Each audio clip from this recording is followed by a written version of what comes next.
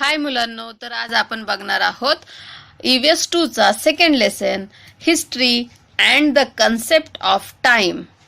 इतिहास आणि काळाची संकल्पना. कन्सेप्ट म्हणजे संकल्पना, म्हणजे काळ हा काय आहे हे डिटेलमध्ये इथे सांगितलेलं आहे. ओके, तर त्यात आपण या लेसनमध्ये 4 टॉपिक बघणार आहोत. त्यातला फर्स्ट टॉपिक आहे 2.1 division of time and the timeline.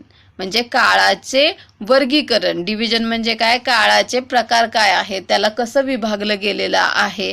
आणि टाइमलाईन म्हणजे कालरेषा. ओके, 2.2 मध्ये बघणार आहोत measurement of time and methods of measuring time. म्हणजे काळाचे मोजमाप आणि काळ मोजण्याच्या पद्धती हे आपण बघणार आहोत. 2.3 मध्ये हिस्टोरिकल पिरियड्स बघणार आहोत, ऐतिहासिक काळ बघणार आहोत. आणि 2.4 मध्ये scientific method of measuring time and establishing age dating. म्हणजे काळ मोजण्याची आपण शास्त्रीय पद्धत बघणार आहोत. एखाद्या गोष्टीची, वस्तूची एज ठरवणे, वय ठरवणे हे बघणार आहोत. तर 2.1 बघूयात. Division of time and the timeline म्हणजे काळाची विभागणी आणि कालरेषा हे आपण बघणार आहोत. There are different methods of recognizing time. आता काळ समजून घेण्याच्या वेगवेगळ्या पद्धती आहेत. Time is continuous. काळ हा अखंडपणे सुरू असतो, म्हणजे काळ कधीही थांबत नाही, तो सुरूच असतो. But for our convenience we divide it into periods. पण आपण आपल्या कन्व्हिनियन्ससाठी, आपल्या सोयीसाठी आपण हा काळ जो आहे तर तो काही भागांमध्ये विभागलेला आहे. The method that we use for reckoning time depends on our purpose for dividing it and the manner in which we do it. आता काळ समजून घेण्याची जी पद्धत आहे तर ती आपला काय हेतू आहे त्याच्या मागे त्याच्यावरती अवलंबून असते, किंवा आपण कोणत्या पद्धतीने तो विभागणार आहोत त्याच्यावरती अवलंबून असते. फॉर एक्झाम्पल, उदाहरणार्थ, at sunrise we say it is morning now, the day has begun. म्हणजे जेव्हा सूर्य उगवतो तेव्हा आपण म्हणतो आता सकाळ झाली, आता दिवसाची सुरुवात झाली. At sunset we say it is evening now, soon it will be night. जेव्हा सूर्यास्त होतो, सूर्य मावळतो, तेव्हा आपण म्हणतो आता संध्याकाळ झाली, आता रात्र होईल. At the end of the day it becomes dark and it is night. आणि दिवस संपला की अंधार पडतो आणि रात्र होते. This means that we divide the day into 2 parts. म्हणजेच आपण दिवसाचे 2 भाग करतो, डे अँड नाईट, दिवस आणि रात्र. अशा प्रकारे आपण एक पूर्ण दिवस आहे तो विभागतो. अवर अर्थ rotates around its axis at a certain speed. आपली पृथ्वी ही स्वतःच्या अक्षाभोवती, ॲक्सिस म्हणजेच अक्ष, आपण सायन्समध्ये EVS 1 मध्ये हे बघितलेलं आहे की पृथ्वी ही स्वतःच्या ॲक्सिस भोवती म्हणजेच अक्षाभोवती एका ठराविक स्पीडने, एका ठराविक गतीने फिरत असते. Similarly it also revolves round the sun. आणि त्याच वेळेस ती जेव्हा स्वतःभोवती फिरत असते तेव्हाच ती स्वतःभोवती फिरता फिरता सूर्याभोवती सुद्धा फिरत असते. The sun has its own light. सूर्याला स्वतःचा प्रकाश असतो. We receive light from the sun. मग वी म्हणजे आपण, म्हणजेच पृथ्वीवरील सगळे जे सजीव आहेत त्यांना प्रकाश कुठून भेटतो, त्यांना लाईट कुठून भेटते, तर ती सूर्यापासून भेटत असते. However we see light only in day time. पण आपल्याला ही जे प्रकाश आहे तो फक्त दिवसाच दिसतो. Nights are dark. रात्री अंधार असतो. How does this happen. मग हे कसं काय होतं? As the earth rotates around its axis, that part of its surface which turns toward the sun becomes bright.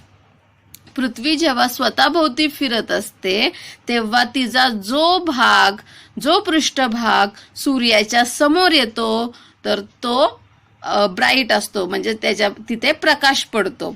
The part that moves away from the sun moves into darkness. आणि जो भाग सूर्यापासून लांब असतो, दुसऱ्या दिशेला असतो, तर तिथे अंधार असतो. The earth takes 24 hours to complete one rotation around its own axis. पृथ्वीला स्वतःभोवती एक फेरी पूर्ण करायला 24 तास लागतात, 24 hours लागतात. These 24 hours are approximately divided into 12 hours of daytime and 12 hours of night. मग हे जे 24 तास आहेत दिवसाचे, तर ते 12 तास दिवस आणि 12 तास रात्र असे विभागलेले असतात. A period of daytime and the following night together make one day. तर दिवसाचा वेळ आणि त्याच रात्रीचा वेळ हे दोन्ही मिळून एक दिवस तयार होतो. 7 days from Monday to Sunday make 1 week. सोमवार ते रविवार असे 7 दिवस मिळून एक आठवडा तयार होतो. 2 weeks मेक अ फोर्टनाईट. 2 आठवडे एकत्र आले तर त्याला 15वडा असं म्हटलं जातं. 4 weeks मेक अ मंथ.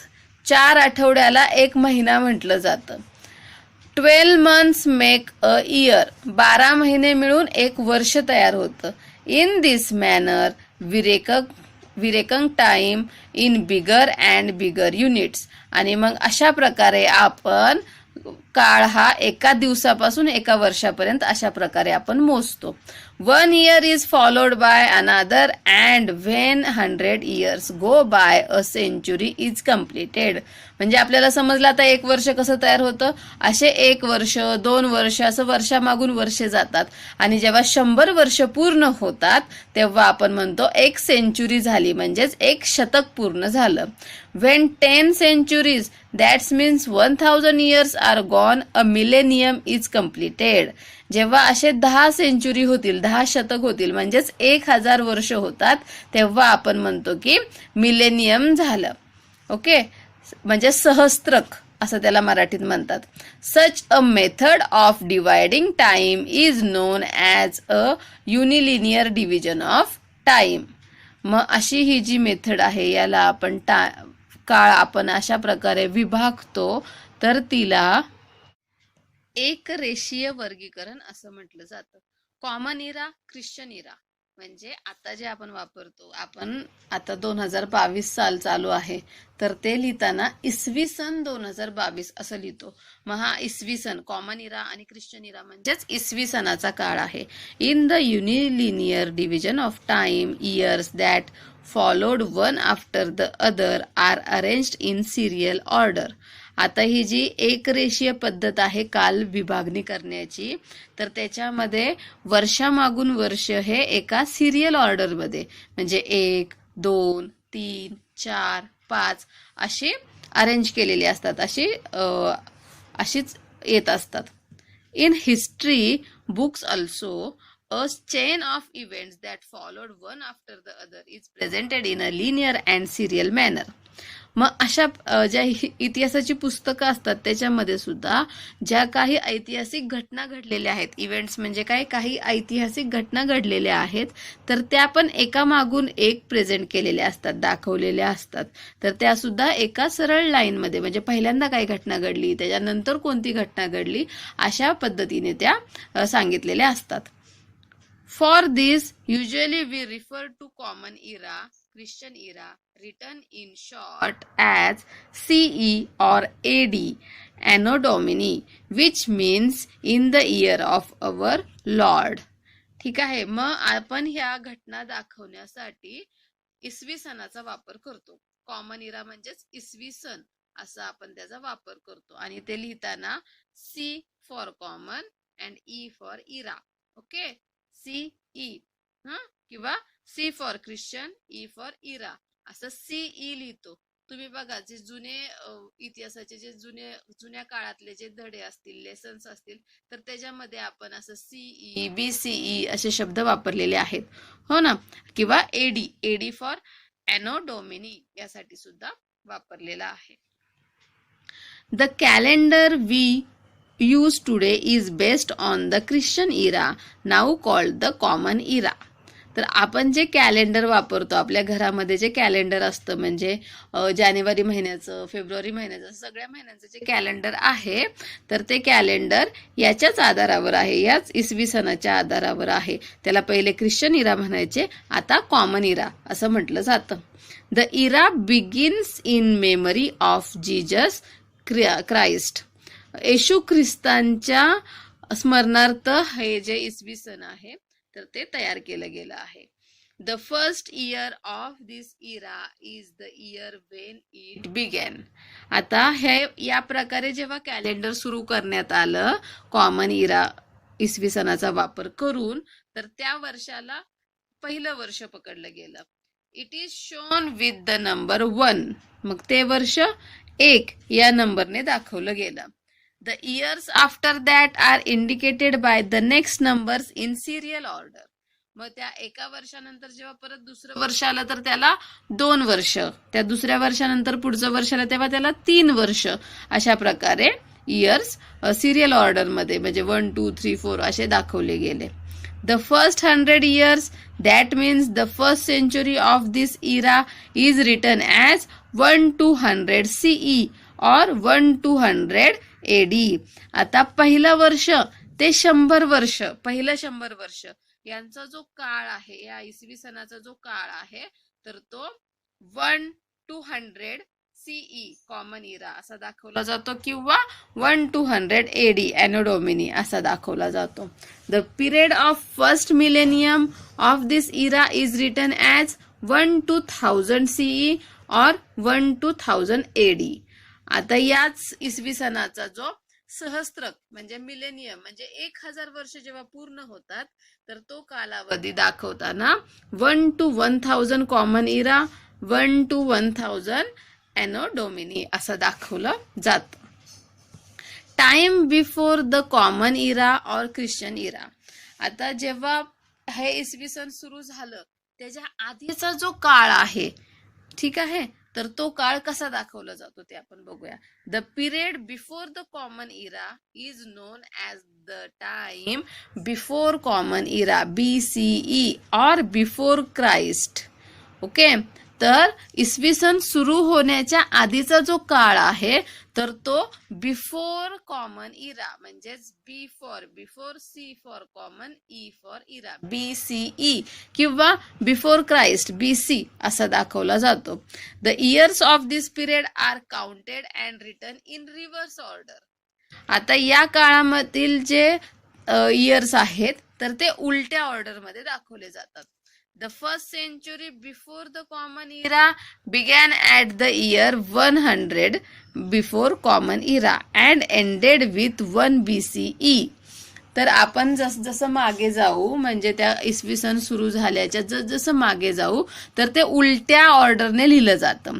म्हणजे जर पहिली सेंचुरी असेल कॉमन इराच्या आधीची जी सेंचुरी असेल तर ती स्टार्ट होताना 100 पासून आपण स्टार्ट करतो आणि ती संपताना 1 याच्यावर संपते. Okay, similarly the first millennium before the common Ira begin at the year 1000 before common Ira and ended with the year 1 BCE.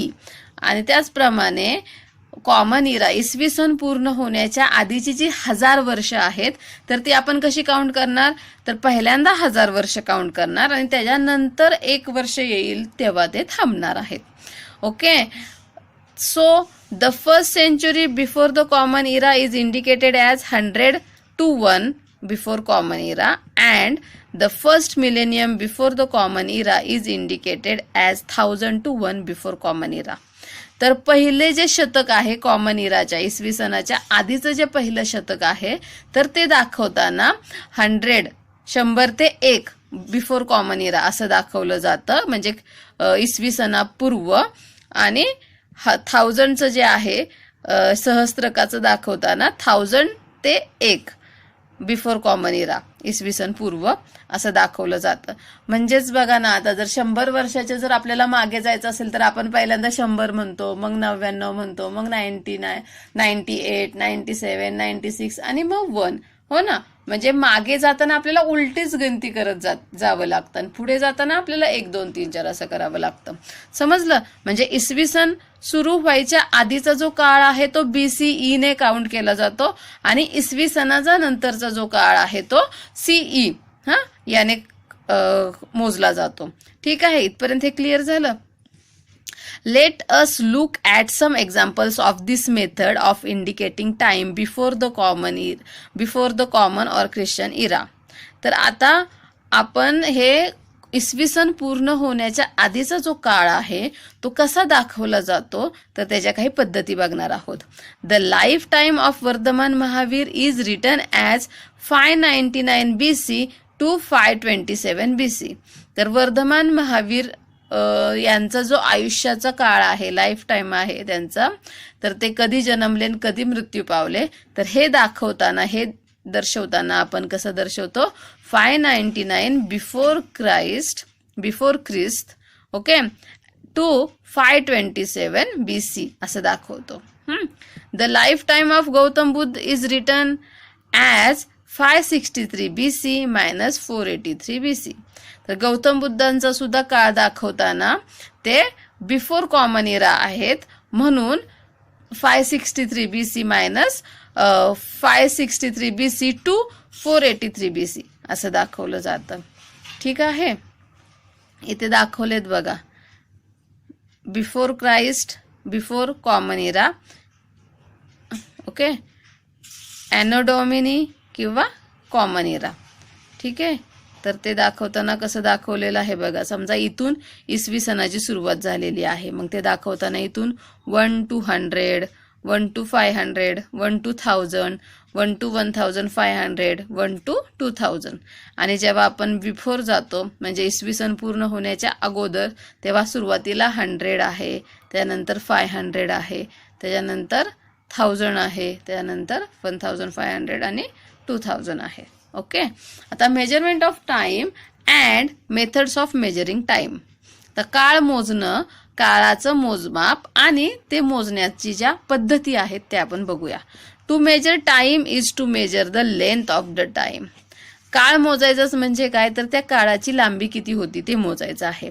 We know the following units of measuring time. आपल्याला काळ मोजण्याचे काही units माहीत आहेत.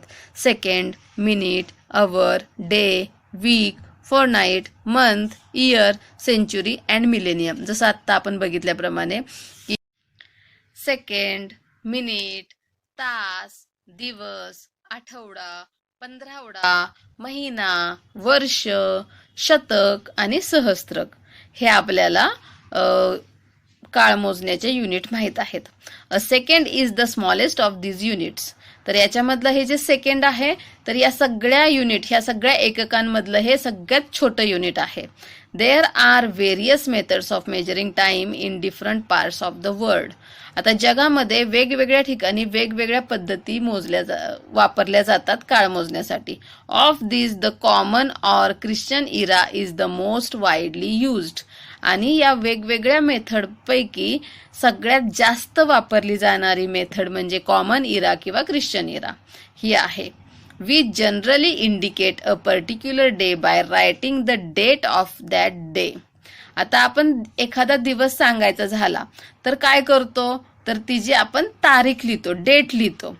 Okay, the date consist of the serial number of that day followed by the name or serial number of the current month and then the serial number of the current year. मग आपण जर एखाद्या दिवसाची तारीख लिहायला गेलो तर ती कशी लिहितो आपण, डेट कशी लिहितो, तर त्या दिवसाची जी तारीख आहे तो नंबर लिहितो, त्याच्यानंतर जो महिना आहे त्या महिन्याची नंबर लिहितो आणि मग त्या वर्षाचा नंबर लिहितो. किंवा आता जर समजा आजची जर सांगायची झाली तर आज तारीख आहे 12 जुलै 2022. तर आपण कसं लिहितो, 12 नंबर लिहिला, जुलैसाठी आपण 7 नंबर लिहितो किंवा जुलैचं स्पेलिंग लिहितो JULY आणि हे जे साल चालू आहे 2022, तर असं आपण एखादी डेट लिहिताना लिहितो. There are other methods to.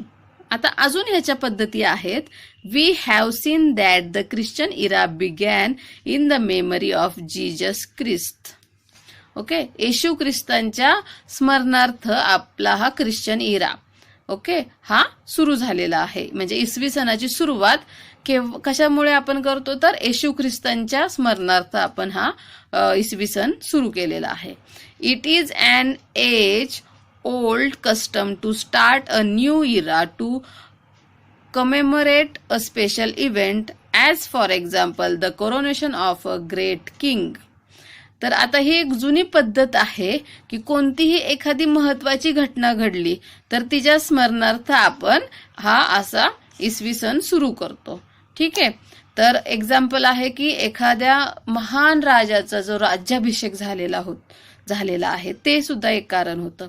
We know that Chhatrapati Shivaji Maharaj had started a new era or Shaka known as Rajyabhishek Shaka in 1674 AD to commemorate his coronation. तर आपल्याला माहित आहे छत्रपती शिवाजी महाराजांनी सुद्धा ज्या दिवशी त्यांचा राज्याभिषेक झाला तेव्हा राज्याभिषेक शक हे 1674 AD ला सुरू केलं होतं. Shalivahan Shaka and Vikram Samvat are two eras that are used in India. तर शालिवाहन शक आणि विक्रम संवत तर हे सुद्धा दोन इरा आहेत, हे सुद्धा दोन सण आहेत जे भारतामध्ये वापरले जात होते. The founder of Islam Prophet Mohammed migrated from Mecca to Medina. इस्लाम धर्माचे संस्थापक मोहम्मद पैगंबर हे मेक्काहून मदिनेला गेले. The Hijri era was started to commemorate this moment. मग या घटनेच्या स्मरणार्थ हिजरी सणाची सुरुवात करण्यात आली. The Parsi community in India uses the Shahenshahi era. तर पारसी लोक जे आहेत भारतामध्ये तर ते शहनशाही इरा हा वापरतात. इथे दाखवलेला आहे बघा, important events in the life of Chhatrapati Shivaji Maharaj 1630 AD to 1680 AD. Okay. तर शिवाजी महाराजांचा बर्थ म्हणजे जन्म 1630 ला झाला. ओथ ऑफ स्वराज्य स्थापनेची शपथ त्यांनी 1645 ला घेतली. एस्केप फ्रॉम आग्र्याहून सुटका 1666 मध्ये झाली. कोरोनेशन त्यांचा राज्याभिषेक 1674 ला झाला आणि त्यांची डेथ ही 1680 मध्ये झाली. हिस्टोरिकल पिरियड्स, ऐतिहासिक काळ बघूयात आपण आता. We learned in the first lesson that history is a science that tells us about events that happen in the past. आपण पहिल्या लेसन मध्ये बघितलेलं आहे की इतिहास म्हणजे काय, तर इतिहास एक शास्त्र आहे जे भूतकाळामध्ये घडलेल्या घटनांबद्दल आपल्याला माहिती करून देतं. We also learned that every bygone moment makes up the past. आणि आपण हेही बघितलं की प्रत्येक गेलेला जो क्षण आहे तर त्याचा भूतकाळ बनतो. The past is the subject matter of history. म्हणजे इतिहासाचा मुख्य विषय काय आहे तर भूतकाळ. In a broad sense the period of history goes back to the time of the birth of our solar system. म्हणजे जर आपण याचा जर मोठ्याने विचार करायला गेलो तर इतिहासाचा जो काळ आहे तर तो कुठे जातो, जेव्हा आपली जी सूर्यमाला आहे सोलर सिस्टीमचा जन्म झाला, सूर्यमालेचा जन्म झाला तिथपर्यंत मागे इतिहास आहे.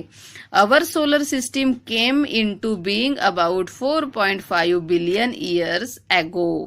तर आपली ही जी सोलर सिस्टीम आहे, सूर्यमाला आहे, तर तिचा जन्म ती केव्हा अस्तित्वात आली असं आपण मानतो तर 4.5 अब्ज वर्षांपूर्वी. Our earth is a planet in the solar system. तर आपली पृथ्वी हे सूर्यमालेमधला एक ग्रह आहे. So it is presumed that the earth was also form 4.5 billion years ago. मग जर सोलर सिस्टीम म्हणजे सूर्यमाला ही 4.5 अब्ज वर्षांपूर्वी अस्तित्वात आली असं आपण मानतो, त्याचप्रमाणे पृथ्वी सुद्धा 4.5 अब्ज वर्षांपूर्वीच तयार झाली, अस्तित्वात आली असंही आपण मानतो. The span of 4.5 billion years since the earth formation is a vast period of time. मग हा जो पृथ्वी च्या उत्पत्तीपासूनचा 4.5 अब्ज वर्षांचा जो काळ आहे, स्पॅन म्हणजे काय, हा जो काळ आहे एवढा मोठा, हा खूप मोठा पिरियड आहे, हा खूप मोठा काळ आहे. It is not easy to grasp this entire period all at once. मग एवढा मोठा काळखंड जो आहे तर तो एकाच वेळी समजून घेणं हे सोपं नाहीये. It is necessary to divide it into a number of stages in order to understand it better. मग जर आपल्याला काळ हा चांगल्या रीतीने जर समजून घ्यायचा असेल तर हे जे 4.5 अब्ज वर्ष आहेत तर त्याला आपण कुठेतरी विभागणी केली पाहिजे, विभागलं गेलं पाहिजे आणि थोडा थोडा आपण तो समजून घेतला पाहिजे, म्हणजे तो आपल्याला पूर्ण समजेल.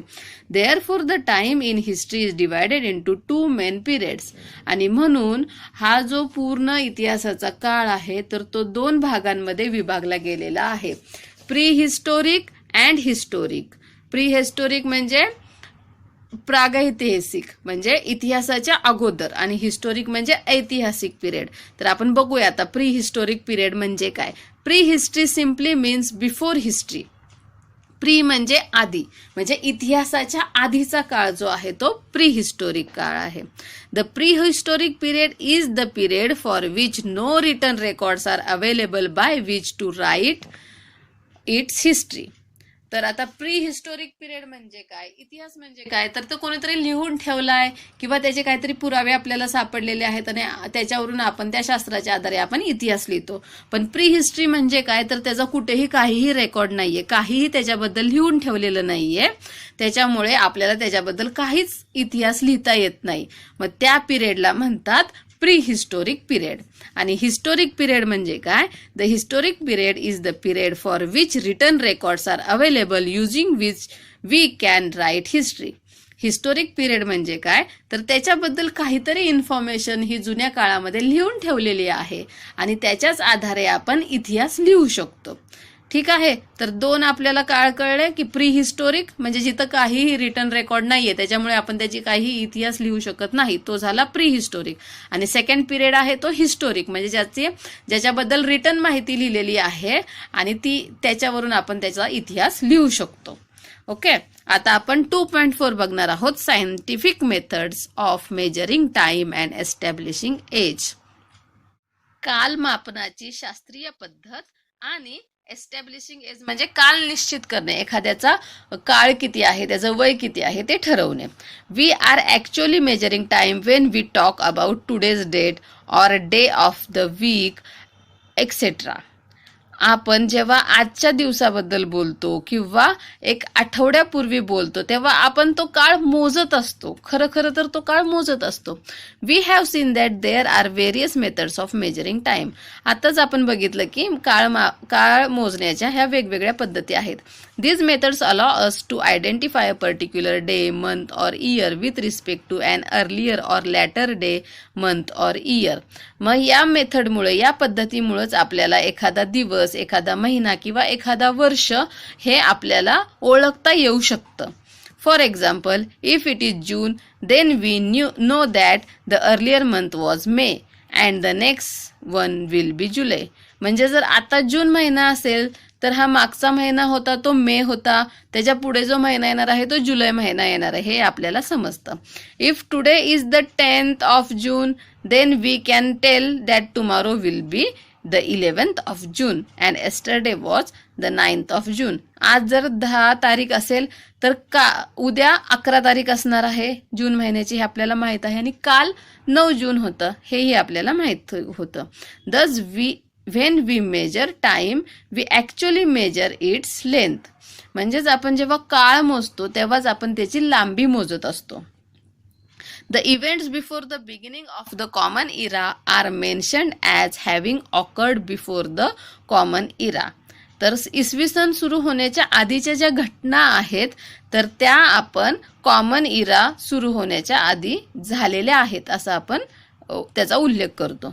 Information about some of these events can only be obtain with the help of evidence buried under the ground.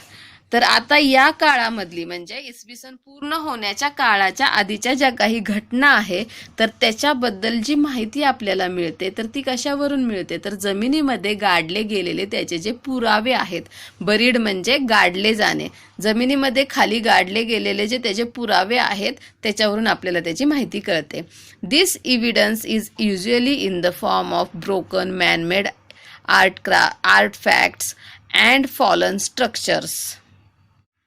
आता तो पुरावा म्हणजे काय असतं तर एखादं मानवनिर्मित वस्तू असते, आर्ट फॅक्ट म्हणजे एखादी वस्तू असते, किंवा फॉलन स्ट्रक्चर म्हणजे एखादी वास्तू असते, म्हणजे एखादं घर असेल किंवा भिंती पडलेल्या असतील, एखादी कुठलीही वास्तू म्हणतात त्याला. ठीक आहे.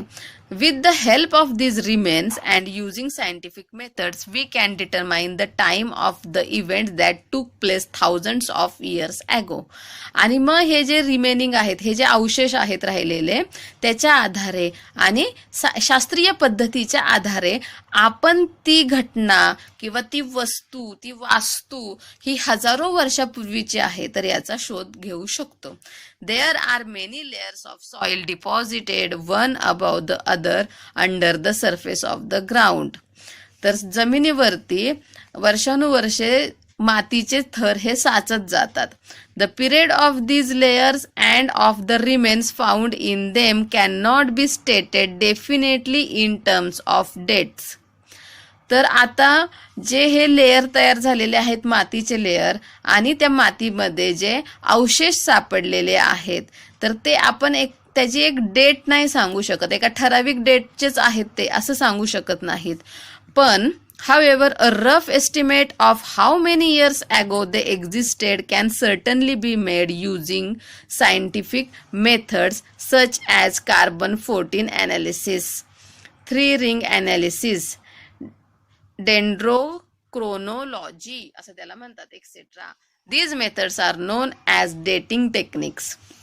आपण त्याची एक्झॅक्ट डेट तर सांगू शकत नाही की हे 10 जून 1000 साली झालेलं आहे असं सांगू शकत नाही, पण आपण त्याची एक रफ आयडिया देऊ शकतो की म्हणजे हे 1200 च्या इयर मधलं आहे असं आपण सांगू शकतो, पण एक एक्झॅक्ट डेट सांगू शकत नाही. ओके. आणि हे सांगण्यासाठी आपण ज्या मेथड यूज करतो तर त्याला म्हणतात कार्बन-14 मेथड आणि ट्री रिंग अनालिसिस. ओके. म्हणजेच डेंड्रोक्रोनोलॉजी असं त्याला म्हटलं जातं. आणि यालाच डेटिंग टेक्निक्स म्हणजे काळ ठरवण्याच्या तंत्रज्ञान असं म्हटलं जातं. By using these dating techniques, we learn how old the layers of soil and the remains found in them are.